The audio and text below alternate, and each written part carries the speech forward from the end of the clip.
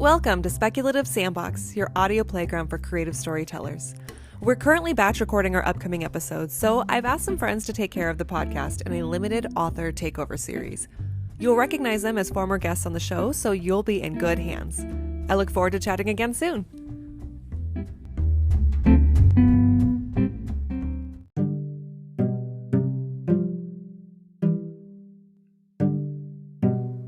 Where does a story start? Well, in most cases, a story starts at the beginning, of course. But sometimes it starts before the beginning.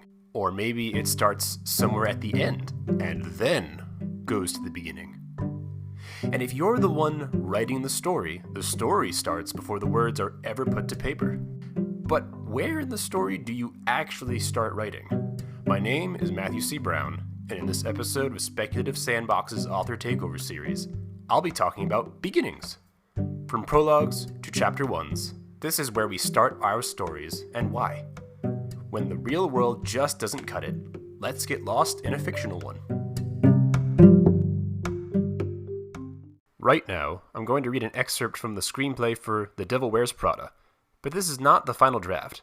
This is an older draft with a different opening than the one we see in the final film. Fade in. Interior. Chateau. France. Day. An elegant 17th century mansion a short distance from Paris. A dinner is set for about 100 people. Everything is perfect. Exquisite flowers, linens, silver. Anyone who's anyone in the fashion world is there. We see Lagerfeld, Valentino, Marc Jacobs. Nigel Kipling, a dapper man in his late 30s/early 40s, speaks at a podium at the center of the dais on one side of the room. Our POV is from someone else on the dais, so we see Nigel from the back. Nigel. Her name has become legend. Her magazine is the Bible for anyone interested in style, taste, and sophistication. Without a doubt, one of the most elegant women ever to walk the planet, I give to you Miranda Priestly. Loud applause rings out, and from the back, we see Miranda Priestly approaching the podium. We can only make out her fancy updo, the curves of her couture gown.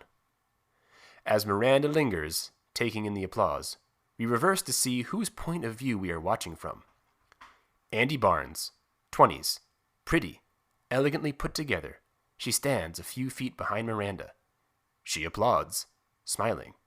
Some of Miranda's light spills onto Andy. Miranda starts to talk, and we hear a brief screech of feedback. The screech dissolves into... Flashback to... Exterior, Midtown Street, day. The screech of a taxi, rounding a corner. 6 months earlier, Annie walks out of a subway station, clutching a piece of paper with directions on it. Now, if you've seen the movie, I think it's clear why they didn't go with this opening. It's superfluous. What does this prologue accomplish in setting up the story that the revised opening scene doesn't? In the final film, a musical montage introduces us to the main character Andy and compares her morning routine with other women. She's not as glamorous, her clothing is less fancy, and she's way more flustered. Right away we learn she's an underdog, a small fish in a big pond, and she's gunning for a dream job. It's pretty clear that we don't need a prologue 6 months in the future. We can just start where the story starts. In a book, we'd call that chapter 1. So that begs the question, why start with a prologue instead of chapter 1? It's a common way to start a story, but what's your first thought when you hear the word prologue? There's a subtle communication happening between author and reader when a book starts with a prologue. It's striking a match and lighting a candle in a dark room. It's the overture from a pit orchestra before the curtains come up. In short, a prologue is ambiance. You're setting a tone, introducing a character, or laying out the groundwork for a new world before inviting the reader into it. One of the most famous prologues in film is Raiders of the Lost Ark. What do we learn in the opening scene? First and foremost, we meet our hero, Indiana Jones. In a short amount of time, we learn he's a cunning archaeologist on the hunt for a golden idol. Second, a mood is set for the story. This is an adventure, rife with danger, betrayal, and booby traps. Third, we see our hero fail. Yep, Indiana Jones fails to retrieve the idol after his rival takes it from him. So 10 minutes into the movie, we know the capability of our hero, we know the type of story we're getting into, and perhaps most importantly, we're given a reason to root for him. We are invested. Could the story have started out elsewhere? Sure. The real story starts when Jones is in his classroom and Army intelligence tells him the Nazis are planning to steal the Ark of the Covenant. But that's not a very exciting scene. In fact, it would be flat out boring if we didn't get the prologue. Of course, it does get exciting later, but telling someone the good stuff comes later might then make them wonder why they wouldn't just start with the good stuff. The prologue for Raiders of the Lost Ark is a preview of that good stuff and a promise of what's to come. Now, I'm not saying that beginnings always need to be action-packed. In fact, sometimes it can be detrimental. Why start a book with a big fight scene if you don't know the stakes or have no connection to the characters? What if you're writing a story in a sci-fi fantasy world and you're not ready to introduce your main character just yet? Maybe you need some background to your world. Maybe there is some story before the story. An example of this is in Brandon Sanderson's The Way of Kings, which features 3 prologues. Yes, 3. The first is titled Prelude, and shows a scene set thousands of years before the events of the book. And frankly, it's kind of confusing and doesn't make much sense until later when you learn about the world that the book is set in. Then the prologue plays out in a more Raiders style. We meet an assassin on his way to kill a king. We learn a little bit about him, his magical abilities, and we get a better idea of what kind of story we're getting into.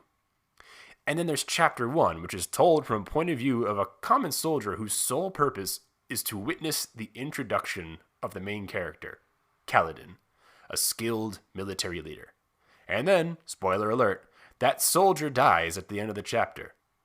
Sure, it sounds pointless to introduce a character and then kill them immediately, but Sanderson points out that an easy way to make your main character seem cool and awesome is to see them through another's eyes. Now, I'm not here to tell you that you need to do 3 prologues. In fact, you shouldn't. Even Sanderson acknowledges the only reason he got away with starting the book this way is because he already had some established clout. But taken individually, these 3 are still good examples of different types of prologues. A mood setter, an engaging conflict, and an introduction to how cool your main character is. Sometimes a prologue might be set at the end of the story so as to create intrigue, presenting a situation that makes us ask, what's going on? And then rewinding to the beginning to answer the question. This might have been the intention of the original opening to The Devil Wears Prada, but we've already established why it wasn't necessary. That opening doesn't prompt many worthwhile questions. The film Inception starts with the main character, Cobb, washed up on a beach with nothing but a gun and a spinning top. Then he meets an old man who asks if he's there to kill him. But how did Cobb get there? Is he in Japan? What's the point of the top? Why does this old man think Cobb is there to kill him? And then we cut to the beginning of the story, loaded with questions, hoping to have them answered.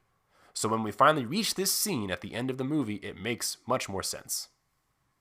So we've talked about what makes a good prologue, but let's go back to why not every story needs one. It's true, we don't always need to set the mood or show the beginning before the beginning. Some people, from casual readers to industry professionals, see prologue at the start of the story and it puts them off right away because it sends the message that the story doesn't actually start here. And let's face it, that's true in many cases, as we've seen in previous examples, even the good ones. Is that fair to you, the budding author? No. Is it true all of the time? Of course not. But it's the cold reality of starting out writing. So think back to the beginning of The Devil Wears Prada and ask yourself, what's wrong with starting on Chapter 1? I think Chapter 1, as opposed to prologue, sends the message that we are getting right into the story. Yes, character, mood, and plot still need to be established, but that one difference in title sends a message to the reader. And look, I love prologues. They can be very cool. Raiders of the Lost Ark has a great prologue. The James Bond movies have great prologues. But sometimes stories don't benefit much from any kind of preamble. Let's take the book Dune, for example. There could have been some kind of prologue for Dune. In 1984 and 2021, the film versions, they both feature one. But the book doesn't. Instead, it jumps right into the scene of Paul and the Gom Jabbar. Sure, there are a lot of names, terms, and backstory thrown around that we don't understand right away, but we do meet Paul and see him put in a situation of life or death. It's tense, gets us to care about him, and makes us eager to learn just what the hell is going on. Sure, Frank Herbert could have included a prologue about the history of Arrakis that would accomplish some world building and maybe set the tone, but that just wouldn't be quite as gripping as seeing your main protagonist shoved into danger only 10 pages into your book. Another example of a book that could have had a prologue is The Martian by Andy Weir. Right off the bat, our narrator Mark Watney states just how screwed he is, and every sentence makes us ask questions, and every answer leads to more questions. Over time, we learn more about the Ares program and how Watney came to be stranded on Mars. Andy Weir didn't want to front-load his book with technical jargon that might turn off a reader that doesn't normally like hard science fiction. He puts the character first. No preamble, just one person with a big problem. But let's say you do want to set the board a bit before you get to your actual story, but you don't want to call it a prologue. The answer is simple. Just call it Chapter 1. The Poppy War by R.F. Kuang starts in a prologue-like way. Our main character Rin is just about to start an intense exam that will determine whether she gets to attend an esteemed military academy. Then we back up a bit to some time before the exam and learn a bit about Rin's backstory and why this exam is so important. Kuang could have taken the first part of Chapter 1 and made it her prologue, and it probably would have been effective, but would it have been necessary? Instead, she presents a very effective first chapter that starts with a tense situation. It gets our attention, rewinds a bit to tell us more about our main character and her problem, and then we watch her work to overcome that problem. That's only the first chapter of the book. What's also noteworthy is that the next two books in Kuang's trilogy feature prologues detailing events before the main story. But much like Sanderson's 3 prologues, if you're reading these books, then you're already invested in the author, so Kuang can exercise some flexibility in her storytelling. Before I move on, I want to touch on slow beginnings versus fast beginnings, because I don't want anyone to get the wrong idea about what beginnings should be. A lot of the examples I've talked about have exciting beginnings, action and conflict right off the bat, the main character's introduction, maybe even explosions. But I want to give a nod to slow beginnings, the ones that take a bit more time to unfold, the ones that you may feel uncertain about writing because you're afraid of being boring. I'm going to compare the first 20 minutes of 2 different movies, Star Wars: A New Hope and Inglourious Basterds. The first 20 minutes of A New Hope consist of the following: a title crawl, which acts as a sort of prelude, a space battle, a shootout between rebels and Imperial forces, introduction of 2 droids, introduction of the damsel in distress, introduction of the villain, some peril for the droids, and then an introduction for the main character. And let's not forget the bellicose music, explosions, and lasers on the way. I think it's safe to say the first 20 minutes of Star Wars are exciting, and even though we don't meet the main character until the end of those 20 minutes, it's engaging and gets us hooked into the conflict right away. Compare that to Inglourious Basterds, where the first 20 minutes, titled Chapter 1, I might add, is taken up by one scene. The scene serves as an extensive introduction to the villain, Hans Landa, who's on the hunt for a Jewish family, who happen to be hiding under the floorboards right below him. It's a slow burn kind of scene, almost entirely focused on just 2 characters in one room. There's no music or action of any sort until the scene's climax. But if you've seen the movie, you know that scene. And the scene, while slow, is anything but boring. The scene is all about tension. It shows just how cunning the villain is. And when the sole surviving member of the Jewish family makes her escape, there's a promise that she and the villain will meet again. Now, I'm aware that I'm comparing 2 different movies from 2 different directors at 2 different stages of their careers. George Lucas had something to prove with Star Wars, and Tarantino had more established clout when Inglourious Basterds came out. The point still stands. Slow beginnings have a place, whether it's a character introduction or setting a mood. If your story has a slow beginning, but you know that it's how you want your story to start, keep it that way. Write honestly. We've compared and contrasted prologue and Chapter 1. We've talked about what makes a good prologue and why Chapter 1 is a better place to start sometimes. Now, what about actually writing your story? Where do you start? A lot of that is going to depend on the kind of writer you are. Some are outliners, some are discovery writers who write and figure it out as they go, and some fall in between. I'm sure most of you start at the beginning of the book. Maybe not the first chapter or prologue, but certainly Act 1. Or maybe you write the first scene that comes fully formed in your head. Some might write scenes out of order, especially if you're an outliner. For me personally, I'm more of a discovery writer, meaning I don't do a lot of detailed outlining before I start writing. I usually have a very basic roadmap highlighting plot points, A, B, C, and so on.